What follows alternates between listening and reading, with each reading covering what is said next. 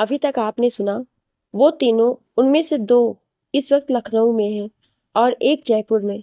जयपुर में हमारे आदमियों ने उसकी बेटी को किडनैप करने की कोशिश की, पर एक लड़की और लड़के ने बीच में आकर सारा मामला खराब कर दिया। कोई बात नहीं, मैं उसका शिकार सीधे करूंगा, जिस तरह अब तक दो लोगों का किया है, और सबसे बाद में इसका, जिसने मेरे साथ रहकर भी मुझे धोखा दिया और मुझे जेल में सड़ने के लिए छोड़ दिया। उसने यश की तस्वीर को जमीन पर फेंका और 3-4 गोली उस पर चला दी। अब आगे। जयपुर। एक बंगले में पार्टी चल रही थी। अनगिनत लोग पार्टी में आए हुए थे। आदमी 40 साल सरकारी नौकरी करने के बाद रिटायर हुआ था और उसी दिन उसकी पोती का जन्मदिन भी था। चारों तरफ रंग बिरंगी लाइट चल रही थी। दीवारों पर गुब्बारे लगाए गए थे। उस बच्ची की माँ उसे गोद में लेकर केक कटवाने जा रही थी कि तभी लाइट चली गई। जनरेटर चालू करो, कोई जाकर।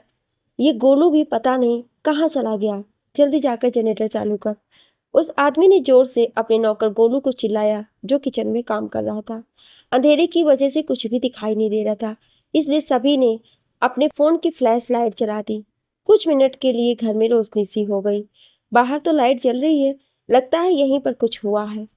पार्टी में आए एक आदमी ने कहा, गोलू, बाहर लाइट आ रही है, तू जाकर एक बार मेन स्विच को देख, क्या हुआ है वहां पर। अपने मालिक की आवाज सुनते ही उसका नौकर बाहर की तरफ चला गया। उसके गए 10 मिनट हो गए, लेकिन ना लाइट आई और ना वो। ओहो, आप खुद क्यों नहीं जाकर देखते हैं? इस बार उसकी पत्नी ने चिल्लाते हुए अपने पति से कहा। Happy birthday to you, happy birthday to you. एक अनजान सी आवाज पूरे घर में गूंजने लगी, तो पार्टी में आए सभी लोग उसे गौर से सुनने लगे। कैसे हो रस्तोगी, भूल गए? मुझे तुमने अपने सभी दोस्तों को अपनी पोती के जन्मदिन में बुला लिया, पर अपने सबसे खास दोस्त को बुलाना भूल गए। कौन हो तुम और इस तरह से आने का क्या इरादा है तुम्हारा? वो आदमी हकलाते हुए बोला। इरादा तो बहुत ही नेक है रस्तोगी, तुम्हें तुम्हारे परिवार के साथ मौत के घाट उतारने का इरादा लेकर आया हूं मैं। तुम जो कोई भी हो, चुपचाप यहाँ से चले जाओ, नहीं तो मैं पुलिस को बुलाऊंगा। उस आदमी के बेटे ने जोर से चिल्लाते हुए कहा। ठीक है, तो बुला लो, मैंने कब रोका है तुम लोगों को? सबने अपने अपने फोन निकाले तो देखा किसी के फोन में नेटवर्क नहीं आ रहा था। क्या हुआ, अब तुम सभी बुलाते क्यों नहीं हो पुलिस को? हा हा हा, वो आदमी जोर से चिल्लाकर हंसने लगा। मैंने कुछ देर के लिए यहाँ के सभी मोबाइल सिग्नल को जाम कर दिया है। तुम लोग लाख कोशिश कर लो, किसी के पास फोन नहीं कर पाओगे। सतीश, सभी को यहाँ से बाहर निकालो। बाहर निकलने के सभी दरवाजे इसने बंद कर दिए हैं। तभी एक औरत की चीखने की आवाज आई, तो सबने उस तरफ अपने अपने मोबाइल की फ्लैश की, तो देखा तो एक लाश पड़ी हुई थी। पापा, ये तो गोलू है, किसने मारा इसे? उस आदमी के लड़के ने चिल्लाते हुए जोरों से कहा। ये बात तो तुम मुझसे पूछ लेते सतीश बेटा, तुम्हारे कपिल अंकल बता देते इतनी सी बात तो। कपिल नाम सुनते ही उस आदमी के होश उड़ गए, जो इतनी देर से उससे चिल्ला चिल्ला कर बातें कर रहा था। कपिल, तुम यहाँ क्या करने आए हो? क्या चाहिए तुम्हें मुझसे और मेरे परिवार से? जाने दो हम सभी को। कितना अच्छा लग रहा है तुम्हें अपने सामने यूं बिलखता हुआ देखकर, लेकिन मैं तुम पर तरस नहीं खाऊंगा। जैसे तुम लोगों की वजह से मेरा पूरा परिवार आग की लपेट में आ गया था, ठीक उसी तरह तुम भी मरोगे, वो भी अपने पूरे परिवार के साथ।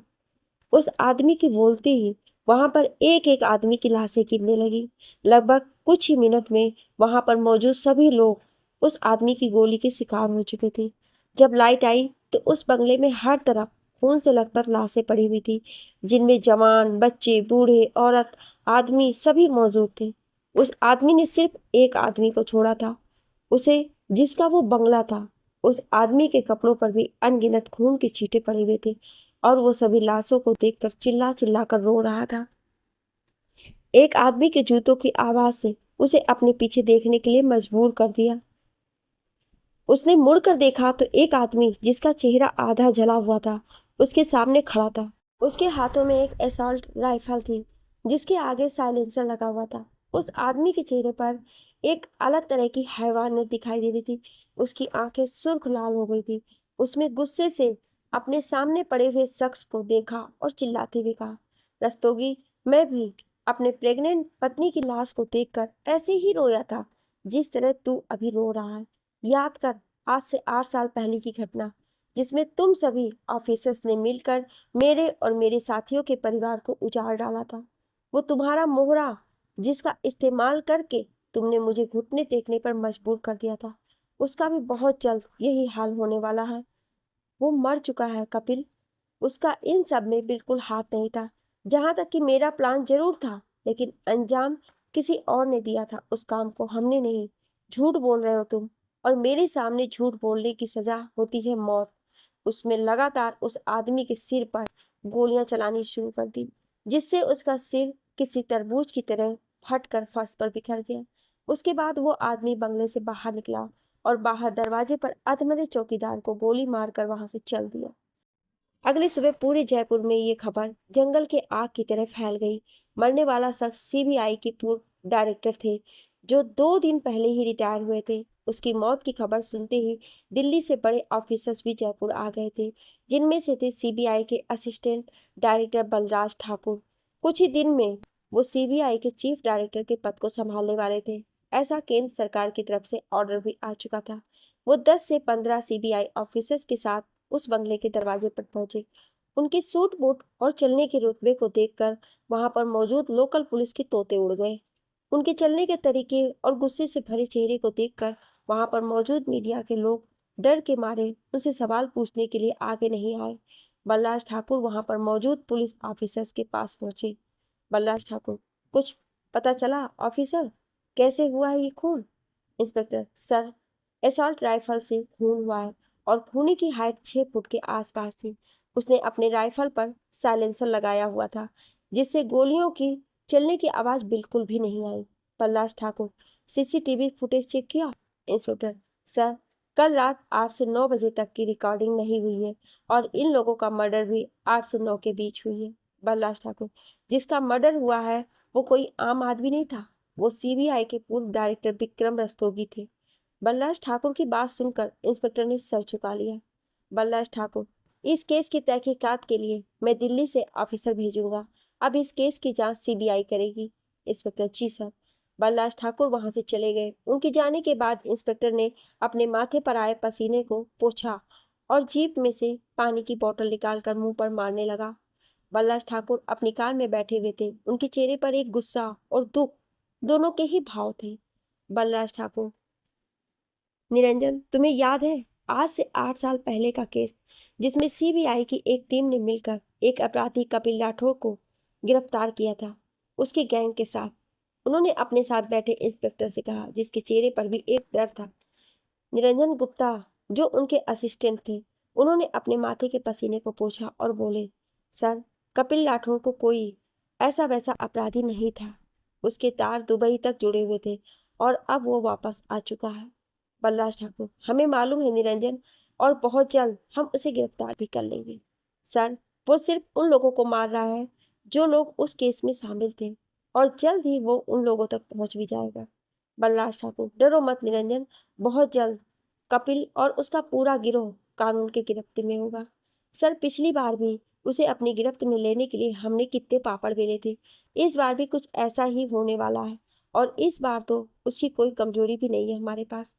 बलराज ठाकुर, हम सब कुछ जानते हैं निरंजन, चाहे वो पाताल में ही क्यों ना हो, हम उसे ढूंढ निकालेंगे। सर, कपिल उसे भी नहीं छोड़ेगा जिसे आपने अपने घर में पनाह दे रखी है। बलराज ठाकुर, पनाह नहीं दी है, हमने उसे गोद लिया है निरंजन, वो भी अपनी पत्नी सुधा की चित के आगे घुटने टेक कर। जो भी हो, सबसे ज्यादा खतरा उसी से ही है, और भाभी जी ने बताया मुझे कि उसने लड़की देख ली है अपने लिए। बलराज ठाकुर, तुमने ठीक सुना है निरंजन, उसकी सगाई भी तय हो गई है और हम उसकी सगाई में शिरकत भी करने वाले हैं। लड़की किस खानदान से ताल्लुक रखती है? बलराज ठाकुर, लड़की का नाम मत पूछो, क्योंकि उसका नाम सुनने के बाद तुम्हें चक्कर आ जाएगा। क्यों, कोई लेडी गैंगस्टर है क्या वो? बलराज ठाकुर, नहीं, वो उन सबकी माँ है। उसका नाम है डीआईजी शिखा शर्मा। उसे उसकी पिछली जिंदगी के बारे में पता है कुछ? बलराज ठाकुर, जरूरत नहीं है अभी उस बारे में बात करने की। जब मुझे लगेगा कि सच्चाई बतानी है तो मैं बता दूंगा। उज्जैन, होटल में सभी वापस जयपुर जाने के लिए अपना अपना सामान पैक कर रहे थे। थोड़ी देर में ही उन लोगों को निकलना था स्टेशन के लिए। सभी ने अपना अपना सामान पैक किया और होटल से चेकआउट करके टैक्सी से स्टेशन के लिए चल दिए। स्टेशन पहुंचने पर सभी ट्रेन आने का इंतजार करने लगे। शिखा यश के पास आई। शिखा, आज सुबह की न्यूज़ देखी तुमने? यस, हाँ देखी। शिखा, मरने वाला शख्स को तो तुम जानते ही होगे? यस, हाँ। शिखा, तो फिर तुम भी उस केस में शामिल हो गए? यस, नहीं। शिखा, क्यों? तुम्हारे पापा को तुम्हारी काबिलियत पर भरोसा नहीं है? यस, उन्हें मुझ पर भरोसा है, लेकिन वो मुझे अभी किसी केस में उलझाना नहीं चाहते हैं जिससे हमारी सगाई में रुकावट पैदा हो। शिखा, सगाई में तो गुरु माँ भी आ रही होंगी? यस, हाँ। शिखा, जिसने भी इस तरह उसे मारा है वो कोई हैवान ही होगा जिसने वहां पर मौजूद बच्चों और बूढ़े लोगों को भी नहीं छोड़ा। यस, मर्डर करने वाले शख्स ने उनकी पोती दिव्या को अपने साथ लेकर गया है। शिखा, लेकिन क्यों? यस, मालूम नहीं। शिखा, फिर तो बच्ची की जान को भी खतरा होगा? यस, शायद नहीं। शिखा, मतलब? यस, मतलब ये कि अगर उसे उस बच्ची को मारना होता तो उसी वक्त मार देता जिस वक्त उसने बाकी सभी लोगों को मारा था। शिखा, तो वो क्या चाहता है? यस, मालूम नहीं। शिखा, तुम इस केस पर काम क्यों नहीं कर रहे हो? यस, वजह बता दिया है मैंने। शिखा, तुम्हारा जाना जरूरी है? सगाई बाद में भी कर लेंगे हम। लोगों की जान बचाना हमारा फर्ज है और हम उसी को छोड़ दें, ये तो बहुत ही गलत बात है। यस, ये शिखा की तरफ गौर से देखने लगा और शिखा ने हाँ में सिर हिलाया। शिखा, तुम इस केस को जल्द से जल्द सॉल्व कर लो। जब वापस आओगे तो मैं तुम्हें एक अच्छी खुशखबरी सुनाऊंगी। यस, अच्छा अभी बता दो। शिखा, अभी नहीं, बाद में। ट्रेन आने पर सभी ट्रेन में बैठ गए और आपस में बातें करने लगे। रात ज्यादा हो गई तो सभी सो गए। शिखा ने इसकी तरफ देखा तो वो उसे ही काफी देर से देखे जा रहा था। शिखा ने इशारे से पूछा तो उसने ना में सिर हिला दिया। उसके बाद वो भी सो गया। अगली सुबह ट्रेन जयपुर पहुंची तो सभी अपना अपना सामान उठाकर घर चल दिए। यश और शिखा स्टेशन से बाहर आए तो पहले से ही सिविल वर्दी में कुछ ऑफिसर्स यश का इंतजार कर रहे थे। यश ने सबको बाय बोलकर उनके साथ वहां से चला गया। शिखा उसे जाता देखती रही। कुछ ही मिनट में वो कार में बैठकर वहां से चला गया। कार सबको दिखनी बंद हो गई। फिर भी शिखा उधर ही देखी जा रही थी तो काजल उसकी तरफ देखकर बोली, काजल, शिखा अब वो जा चुका है तो हम भी चले? शिखा काजल की बात सुनकर हाँ। निम्मी दीदी, ये जीजू को काम के सिवा और कुछ नहीं दिखता। स्टेशन पर पहुंचे 1 मिनट भी नहीं हुआ उससे पहले उन्हें लेने के लिए सीबीआई की टीम आ गई। काजल, मुझे तो ऐसा लग रहा है कि जब शादी के समय पंडित जी मंत्र पढ़ेंगे तब भी ये कहेंगे कि पंडित जी जल्दी मंत्र पढ़िए, मुझे एक केस सॉल्व करना जाना है। काजल की बात सुनकर आलोक जी शिखा के सिर पर हाथ रखकर बोले, बेटा हमें तुम्हारी पसंद अच्छी लगी, यह सच में ही बहुत अच्छा लड़का है। शिखा ने मुस्कुराकर हाँ बोला और पार्किंग में लगी अपनी कार की तरफ बढ़ गई। घर पहुंचकर सभी अपने अपने काम में व्यस्त हो गए। शिखा को भी अब वापस लखनऊ जाना था, इसलिए उसने भी जल्दी से अपना सामान पैक किया और सबसे मिलकर लखनऊ के लिए निकल गई। CBI office Jaipur. इसको 3-4 सीबीआई ऑफिसर अपने साथ अंदर लेकर गए जहां पर बलराज ठाकुर अकेले बैठे हुए थे। यश ने सबको गुड मॉर्निंग कहा और वहीं खड़ा हो गया। बलराज ठाकुर यश को देखकर मुस्कुराते हुए, कैसे हो तुम यश? यश, यश ठीक हो सर, आप कैसे हो? बलराज ठाकुर, जैसा भी हो तुम्हारे सामने हूँ। अच्छा ये बताओ शिखा कैसी है? यश, अच्छी है। बलराज ठाकुर, सुधा ने जब से उसके बारे में सुना है तब से उससे मिलने के लिए कह रही हूँ। यस, जल्दी मैं उसे आप लोगों से मिलवाने वाला हूँ। बलराज ठाकुर, अच्छी बात है। यस, जी सर। बलराज ठाकुर, यस ये फाइल लो, तुम्हारे काम आएगी। यस ने फाइल उठाई और खोल कर देखा। यस, अतुल रस्तोगी? बलराज ठाकुर, हाँ, अब तुम्हें इसके साथ एक मिशन पर काम करना है, वो भी सीक्रेट। यस, मुझे तो लगा था आप मुझे जयपुर में हुए सीबीआई डायरेक्टर के मर्डर का केस देने वाले हैं। बलराज ठाकुर, ये केस उससे ज़्यादा इम्पोर्टेंट है, तुम्हें इस केस पर आज से ही काम करना है। ये ऑर्डर मेरी तरफ से नहीं है बल्कि विश्वास रेड्डी सर की तरफ से है। यस, लेकिन मैं इस मिशन के बारे में कुछ नहीं जानता। बलराज ठाकुर, अतुल रस्तोगी की फाइल पढ़ने के बाद तुम्हें इस मिशन के बारे में सब कुछ पता चल जाएगा। और हाँ, तुम्हें पाकिस्तान जाने की भी तैयारी कर लेनी चाहिए। यस, पाकिस्तान पर क्यों? बलराज ठाकुर, हम सभी देश के लिए काम करते हैं और देश हमें जो काम सौंपता है उसे हमें पूरा करना ही पड़ता है, इसलिए जाओ और इस मिशन को पूरा करो। यस जी sir. Balraj Thakur, best of luck. Yes Atul Rastogi के केस में पूरी तरह व्यस्त हो गया। उसके साथ ही शिखा भी उस केस में जुड़ गई और दोनों उसी केस में 1 महीने तक व्यस्त हो गए। इसी बीच 2 लोगों की फैमिली सहित लखनऊ में भी ठीक उसी तरह मौतें हुई जिस तरह पहले हुई थी। सीबीआई की टीम ने पूरी कोशिश कर ली मगर खूनी तक नहीं पहुंच पाए। उज्जैन, दिलावर सिंह को पुलिस की टीम अपने गिरफ्तार करके अपने साथ ले गई। दिलावर सिंह के गिरफ्तार होते ही महावीर सिंह के आदमियों ने दिलावर सिंह की पत्नी सुलोचना को अगवा कर लिया था और उनके सभी गार्ड्स को मरवा दिया था। उनकी बेटी नीतू को भी जबरदस्ती उठवाने के लिए उन्होंने अपने आदमी लगवा दिए थे। नीतू उन लोगों से बचते हुए इधर से उधर भाग रही थी। वो पुलिस की मदद नहीं ले सकती थी क्योंकि महावीर सिंह के आदमी उज्जैन के हर एक स्टेशन के आसपास घूम रहे थे और पूरे शहर में वो लोग नीतू को ढूंढ रहे थे। नीतू किसी तरह महावीर सिंह के आदमियों से बचते हुए बस अड्डे पहुंची और लखनऊ जाने वाली बस में बैठ गई। कंडक्टर ने जब उससे पैसे मांगे तो उसने अपने कान में पहने हुए कुंडल उतार के दे दिए और सबसे पीछे वाली सीट पर जाकर बैठ गई। वो डरी हुई थी, भूखी प्यासी सी, सबसे अलग लग रही थी। कंडक्टर उसे बार बार देख रहा था। उसके आंखों में उस मासूम को देखकर एक बहसीपन उतारू हो गया था और उसने किसी को फोन किया और अपनी सीट पर बैठ गया। बस जब चलने लगी तो नीतू की चाल में जान आई, लेकिन वो बस कंडक्टर की चाल को समझ नहीं पाई। रात के 9 बजे बस जब नई दिल्ली पहुंचने वाली थी तो उसने कह दिया कि बस खराब हो गई, सभी नीचे उतर जाओ, थोड़ी देर में दूसरी बस आ जाएगी तो उसमें जाएंगे। सभी नीचे उतर गए। नीतू जब नीचे उतरने लगी, भीड़ में लोगों के साथ उसे खड़े होने में भी डर लग रहा था। वो सबसे पीछे खड़ी हुई। तभी कुछ लोगों ने पीछे से उसका मुंह दबा लिया और अपने साथ लाए वैन में बिठाकर जबरदस्ती धकेल कर अपने साथ लेकर जाने लगे। नीतू जोर जोर से चिल्ला रही थी पर वो बहसी दरिंदे उसकी चीखों को अनसुना कर रहे थे और उसके साथ जबरदस्ती करने लगे। जब उसने हाथ पैर चलाना शुरू कर दिया तो उनमें से एक ने उसे थप्पड़ों से मारना शुरू कर दिया। वो उसे तब तक मारते रहा जब तक वो उसका विरोध करती रही। उसकी थप्पड़ों से नीतू के गालों पर उंगलियों के निशान छप गए थे और होठों से फटकर खून आने लगा था। वो अब बेहोश होने वाली थी। उसने हिम्मत नहीं हारी और आगे वैन चला रहे ड्राइवर आगे की तरफ धकेल दिया जिससे उसका सिर स्टीयरिंग से टकराया, जिससे वैन घूमती हुई सड़क से 5 फीट नीचे खेतों में गिर गई। नीतू ने वैन का दरवाजा खोला और खेतों की तरफ भागने लगी। उसके बाहर निकलती ही वैन में मौजूद सभी बदमाश भी उसका पीछा करने लगे। वो बुरी तरह थक गई थी। वो भागते हुए भी पानी भरे हुए एक खेत में जा गिरी और उसमें ही छिप गई। अंधेरा होने की वजह से उन लोगों में से किसी ने उन्हें देखा नहीं और वहीं आसपास उसे ढूंढने लगे। नीतू 1 से 1.25 घंटे तक उस पानी भरे हुए खेत में छिपी रही। जब वो लोग वहां से चले गए तो वो बाहर आई और खेत में चल रहे ट्यूबवेल पर खुद को धोया और धीरे चलने लगी। उसे रास्ता मालूम नहीं था। वो गलती से उसी हाईवे पर पहुंच गई जहां पर उन बदमाशों की वैन खेत में उतरी थी, पर अब वो वैन वहां पर नहीं थी। उसने धीरे धीरे चलते हुए एक टेलीफोन बूथ पर पहुंची। वहां पर उस वक्त एक औरत बैठी हुई थी। उसने उसे अपने साथ हुए घटना के बारे में बताया और हाथ जोड़कर एक कॉल करने के लिए उससे अनुमति मांगी।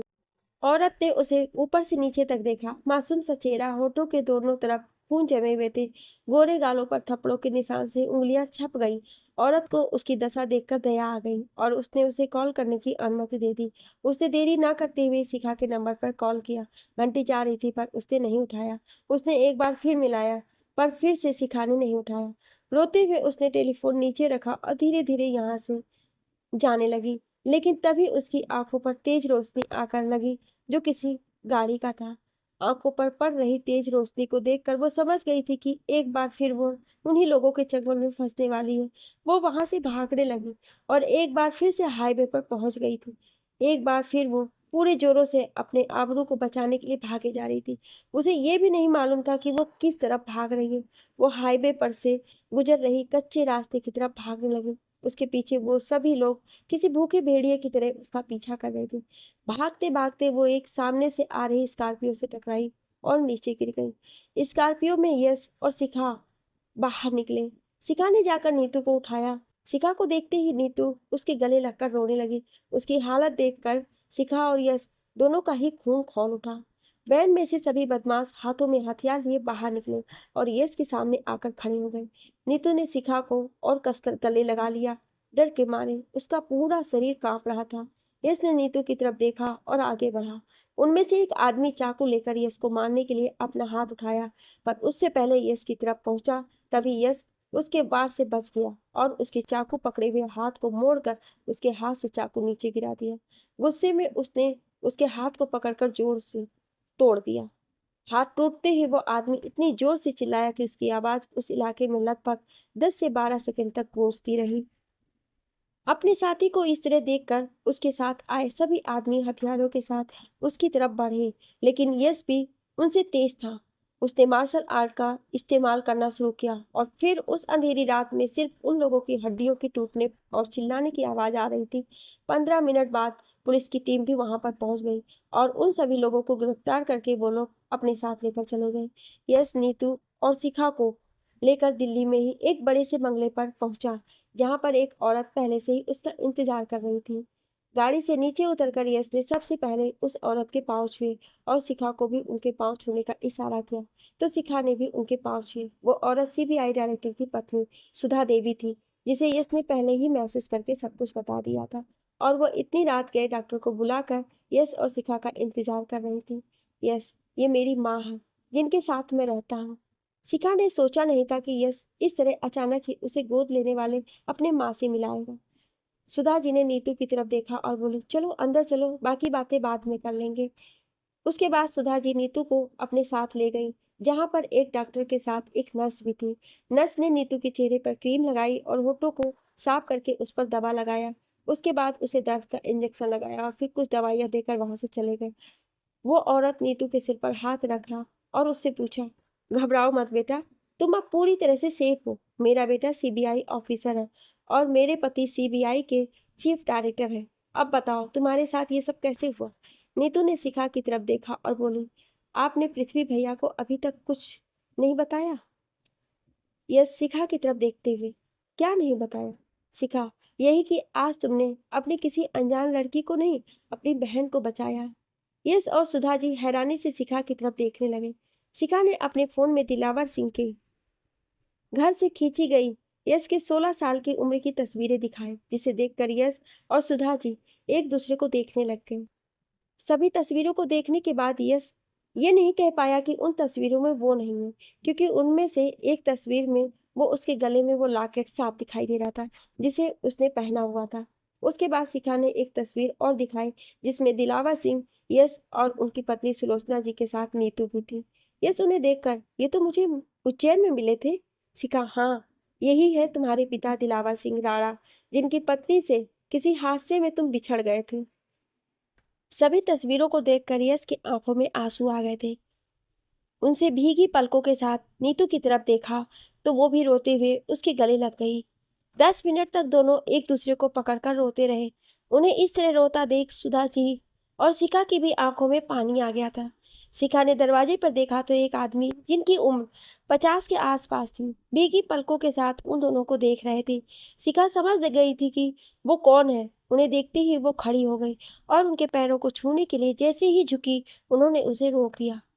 बलराज ठाकुर, जीती रहो, तुम्हें किसी के पैरों की छूने की जरूरत नहीं है बेटा।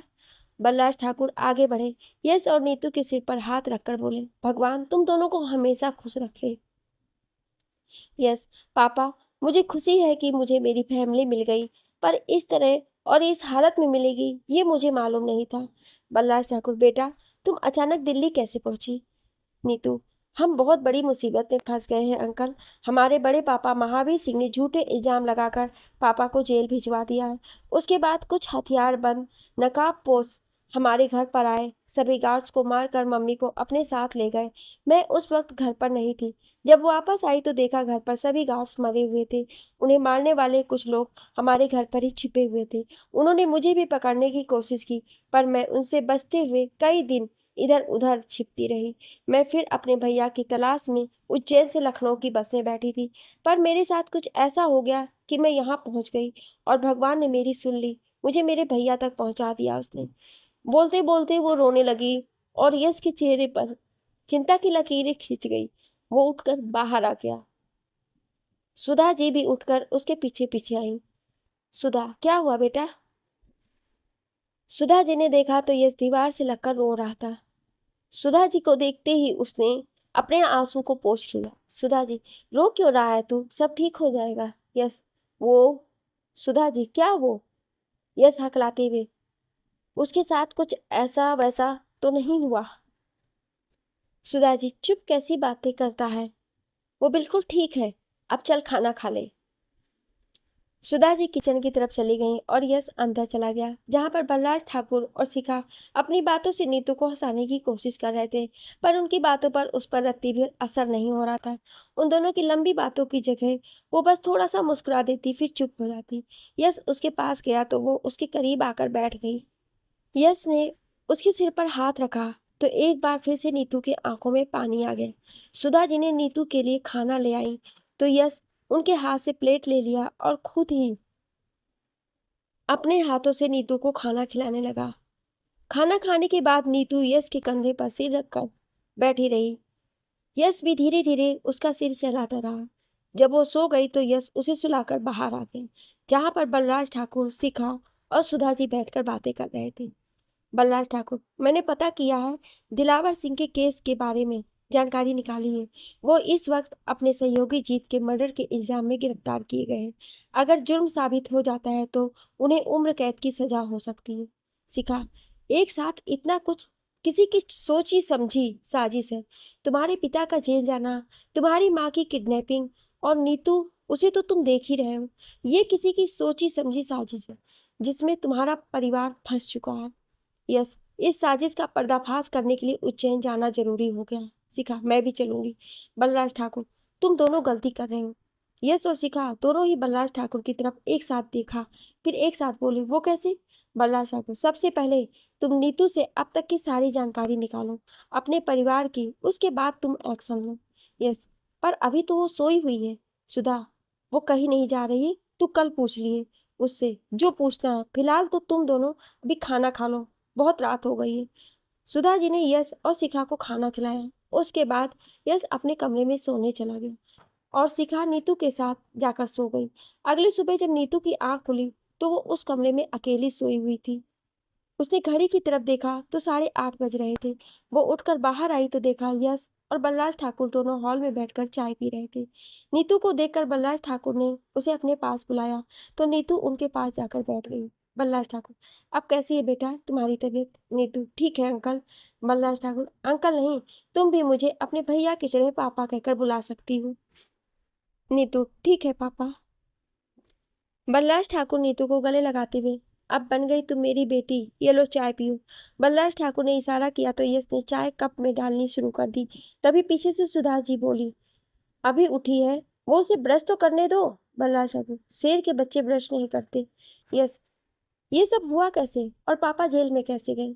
नीतू, कुछ दिनों से दादाजी के वकील जनक मिश्रा बार बार पापा से मिलने आ रहे थे किसी तरह के कागजात पर दस्तखत करवाने के लिए, पर पापा उन्हें हर बार मना कर देते।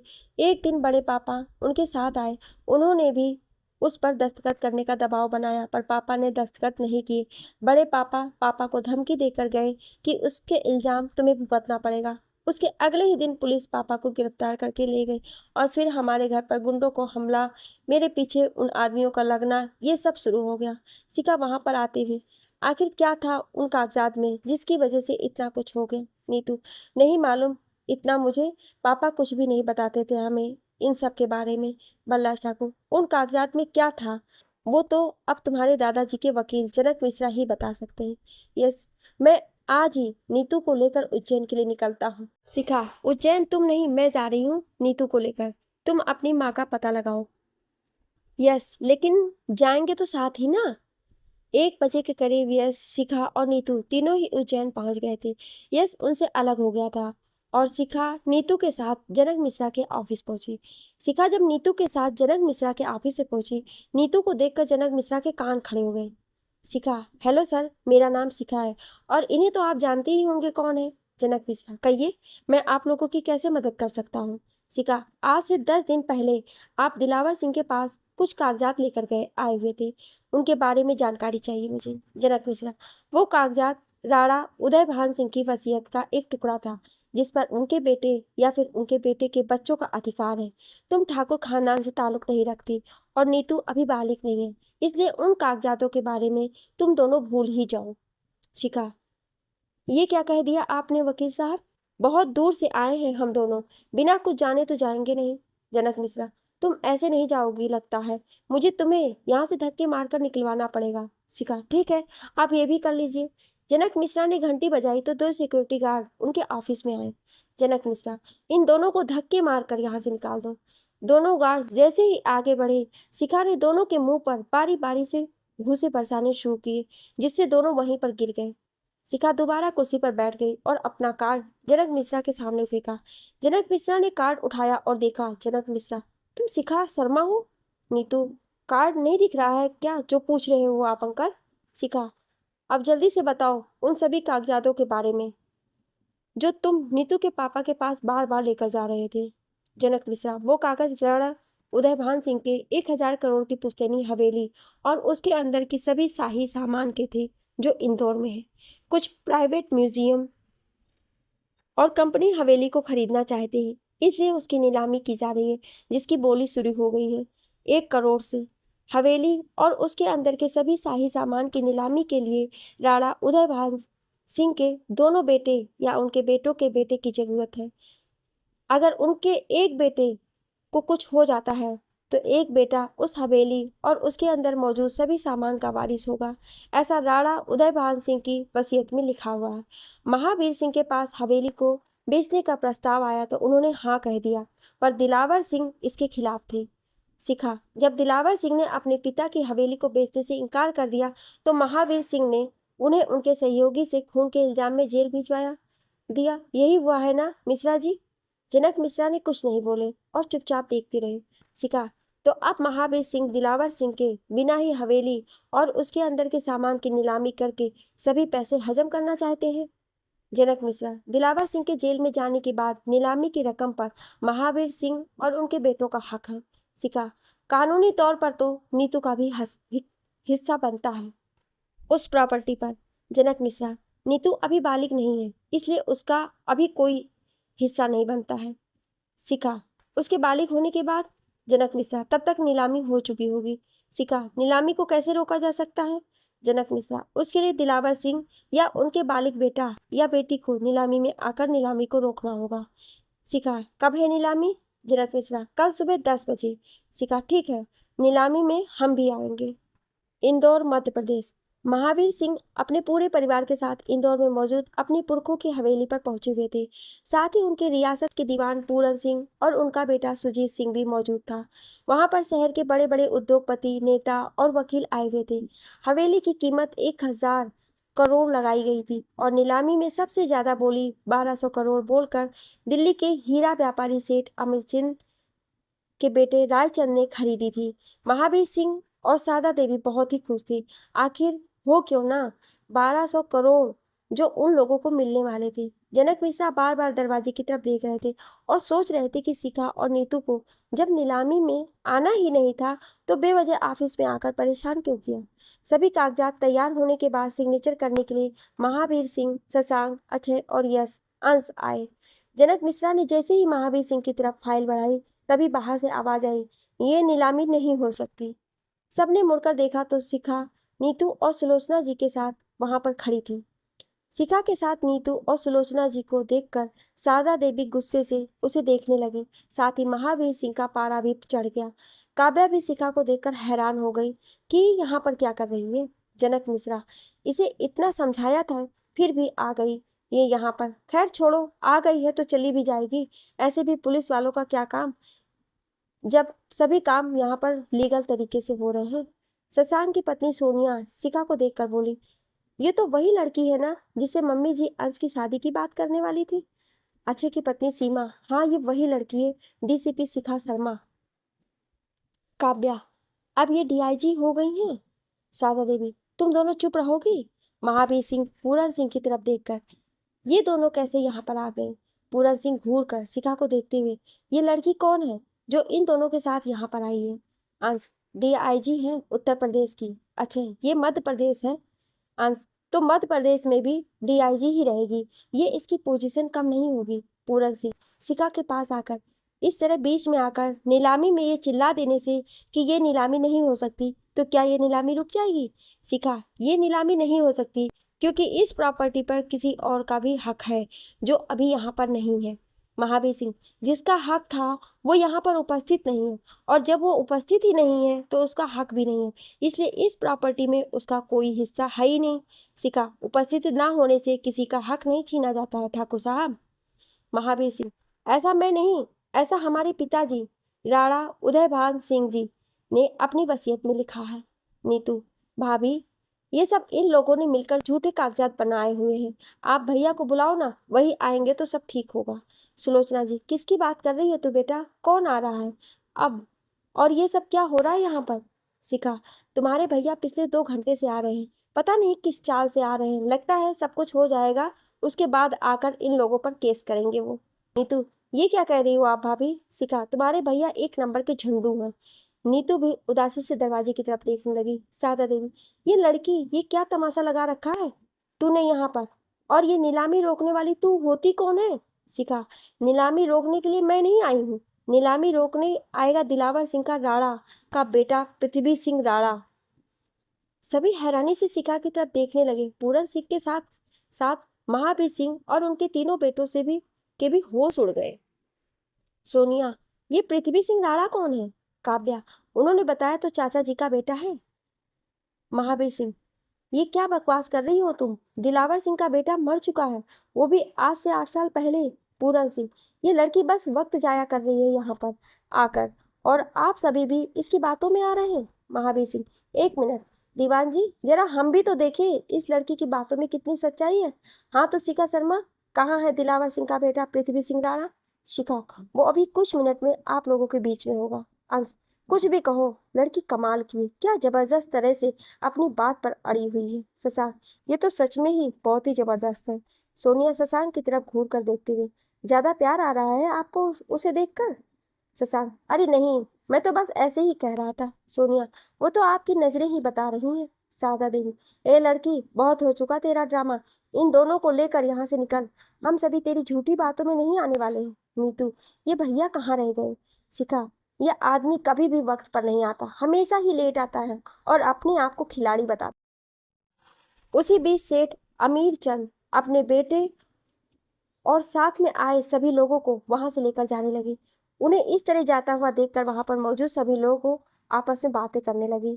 जनक मिश्रा, सेठ जी, आप इस तरह नीलामी को बीच में ही छोड़कर नहीं जा सकते हैं, अभी तो रजिस्ट्री भी नहीं हुई है और मजिस्ट्रेट के पास भी जाना है।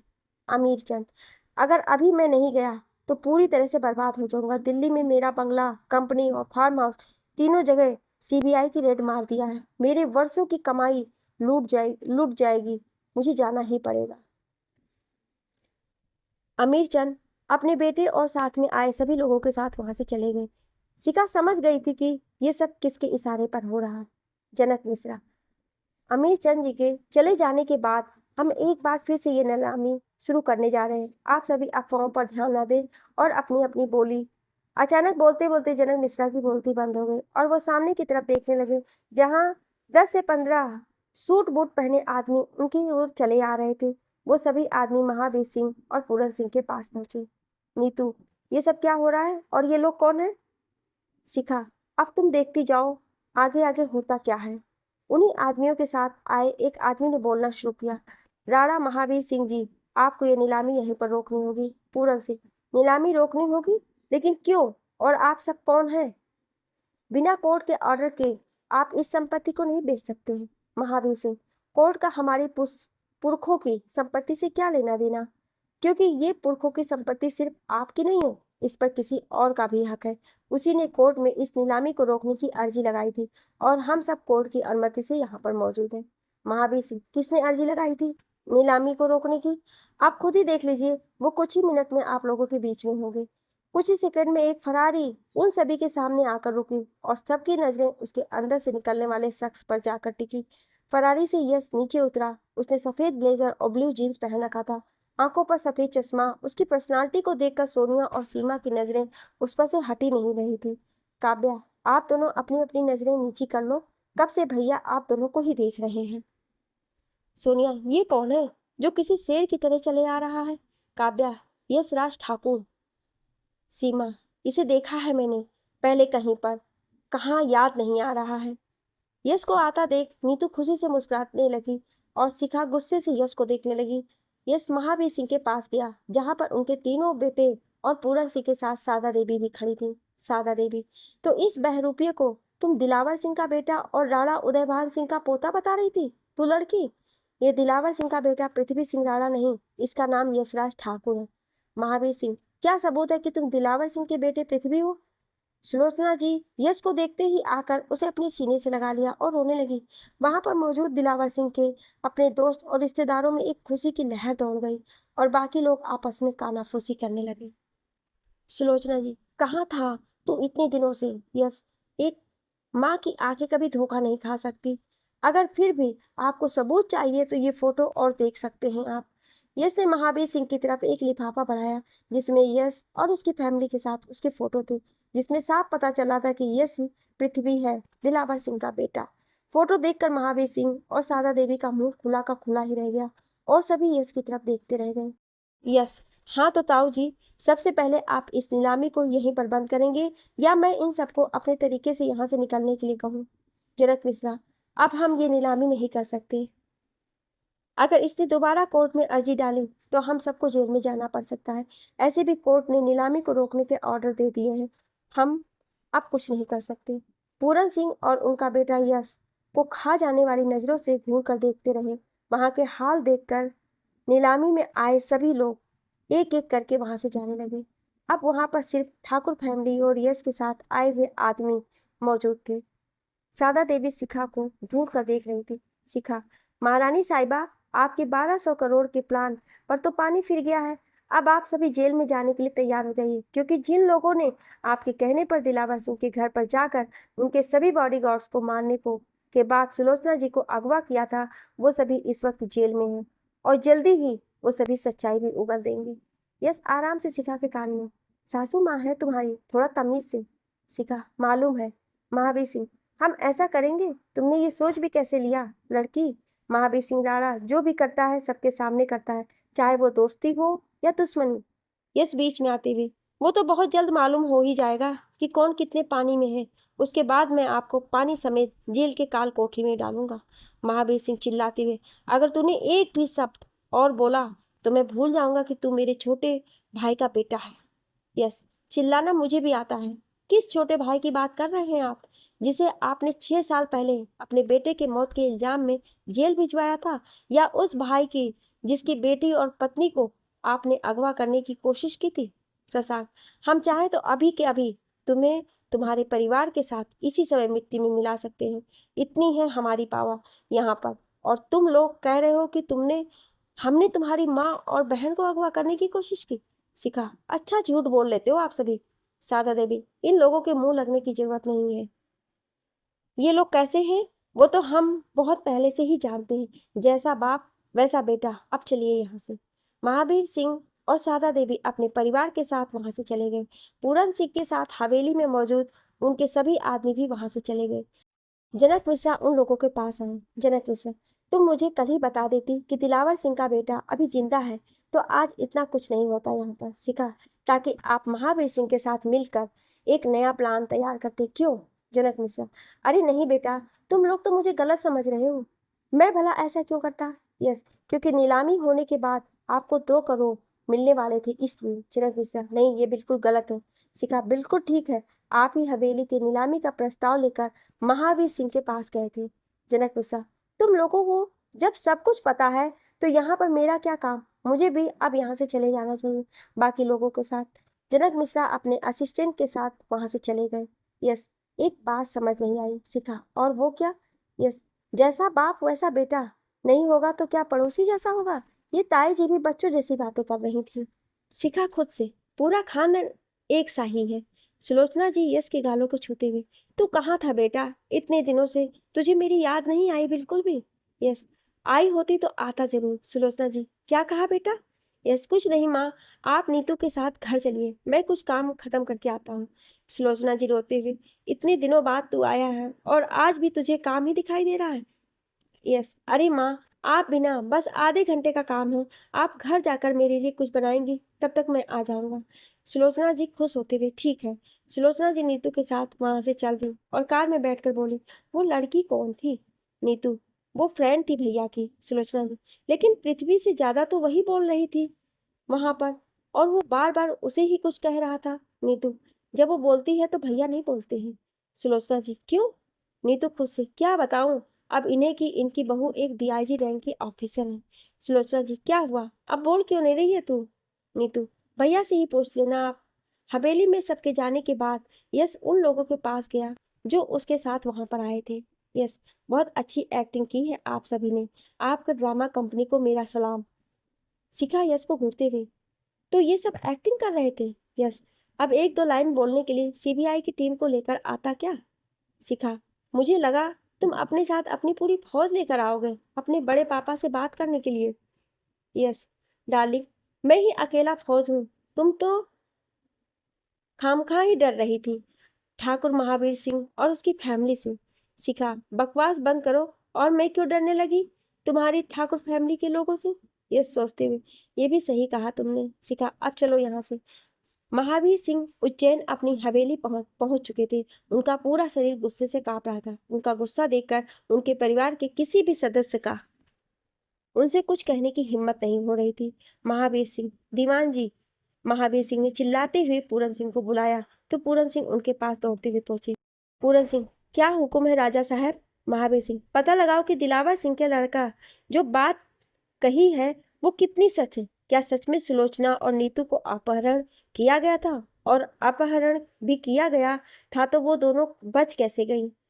पूरन सिंह, जहां तक मैं जानता हूँ दिलावर सिंह बहुत ही होशियार है। उसने अपने ही आदमियों के साथ मिलकर अपनी बेटी और बीवी के किडनैप करवाने की कोशिश की होगी, जिससे आपको जेल भिजवा सके। अंश, जब इस प्लान को उन्होंने बताया है तो वो जेल में कैसे गए? मुझे कुछ और चक्कर लग रहा है। सादा देवी, तुम दिलावर सिंह को नहीं जानते। दौलत के लिए किसी भी हद तक जा सकता है। उसने ही जेल में जाने का ड्रामा किया होगा और फिर उसके बेटे ने हम पर मुकदमा करने की धमकी दी, जैसा वो लोग चाहते थे। शशांक, अब क्या करना है, कुछ सोचा है आप लोगों ने इन बाप बेटों से छुटकारा पाने के लिए? महावीर सिंह, खेल बहुत हो चुका, अब ना तो दिलावर सिंह रहेगा ना ही उसका बेटा। पूरन सिंह, अपने सभी आदमियों को बुलाओ, दिलावर सिंह का खेल अब खत्म करने का समय आ चुका है। महावीर सिंह की बात सुनकर उनके तीनों बेटों सहित सोनिया और सीमा भी हैरान हो गई। काव्या भी हैरानी से अपने पापा की बात सुन रही थी। वो भी उनकी बात सुनकर डर गई थी। सादा देवी, अगर आपने ऐसा पहले किया होता तो हमारा ध्रुव अभी तक जिंदा होता। अंश, ये क्या कह रहे हैं आप पापा, कानून हाथ में लेंगे? महावीर सिंह, जब दुश्मन को कानूनी तौर पर नहीं खत्म किया जा सके तो कानून हाथ में लेना ही पड़ता है। हम आज रात ही जाएंगे दिलावर सिंह को खत्म करने के लिए। पूरन सिंह, आज का दिन इस काम के लिए बिल्कुल ठीक नहीं है। दिलावर सिंह पूरी तैयारी के साथ होगा, यही तो चाहता है वो। हम गुस्से में कोई ऐसा वैसा कदम उठाएं और वो हमें सबूत के साथ गिरफ्तार करवा सके।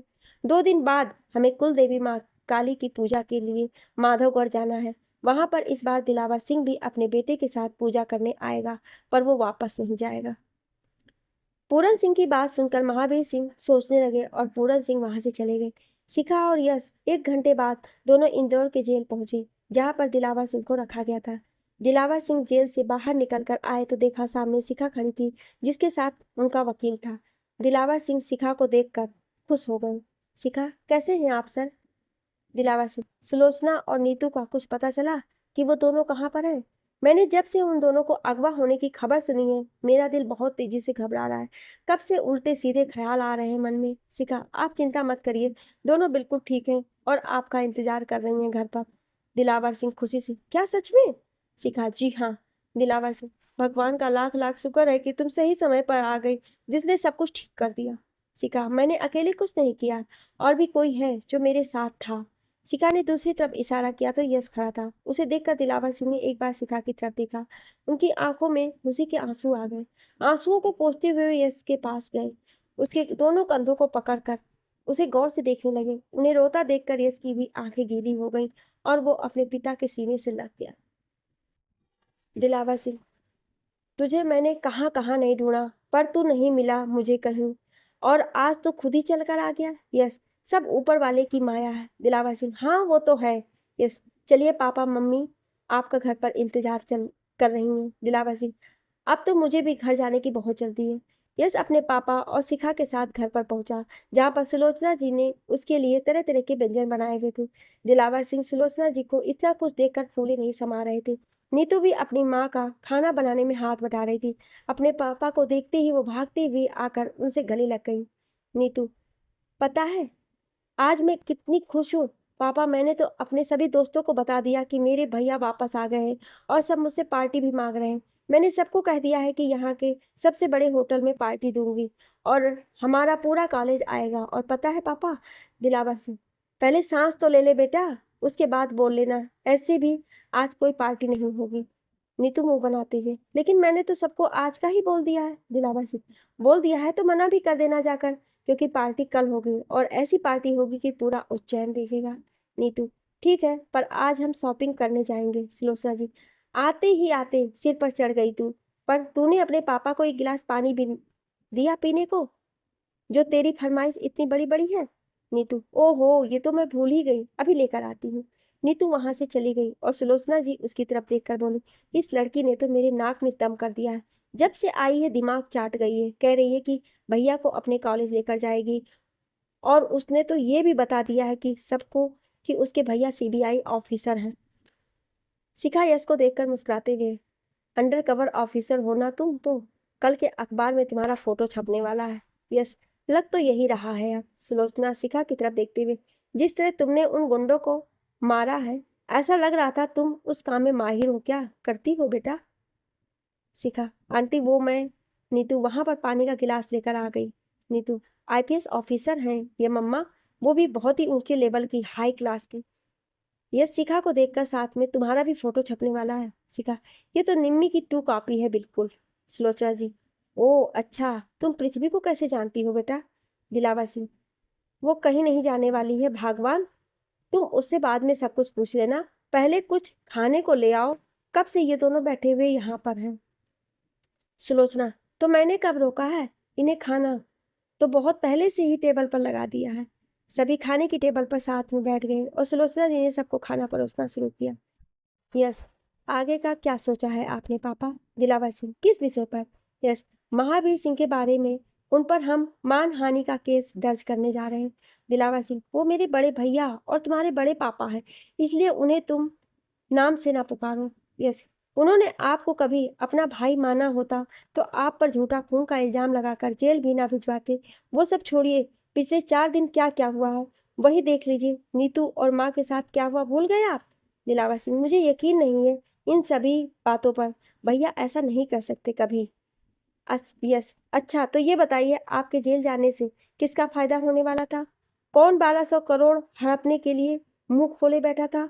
और किसने उस दिन होटल में आप पर गोली चलवाई थी? दिलावर सिंह, भैया कभी ऐसा कर ही नहीं सकते हैं, उन्हें बचपन से मैं जानता हूँ। यश ने दिलावर सिंह की बात का जवाब नहीं दिया और उठकर वहां से चला गया। नीतू भी अपने पापा को देखते हुए वहां से चली गई। सुलोचना जी भी जग उठाकर पानी लाने के बहाने किचन में चली गई। दिलावर सिंह वहीं पर बैठे सबको जाता देखते रहे। शिखा खुद से, सच्चाई क्या है पता लगाना जरूरी हो गया है, अब नहीं तो रोज ऐसे ही सब खाने की टेबल से उठकर जाएंगे। शिखा ने खाना खाया और वो भी वहां से उठकर चली गई। शाम को यश अपनी माँ सुलोचना और नीतू के साथ बंगले के बगीचे में बैठा हुआ था।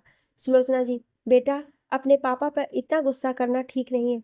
वो अपने भैया को अपने पिता की तरह प्यार करते हैं, इसलिए वो तुमसे ऐसा बोले हैं।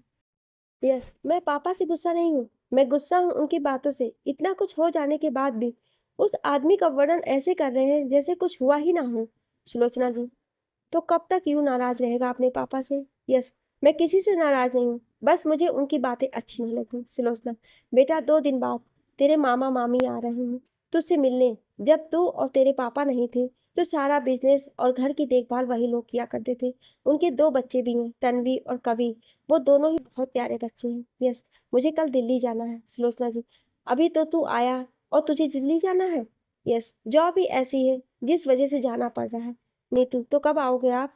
यस सोचते हुए, तेरी शादी तक तो आ ही जाऊंगा।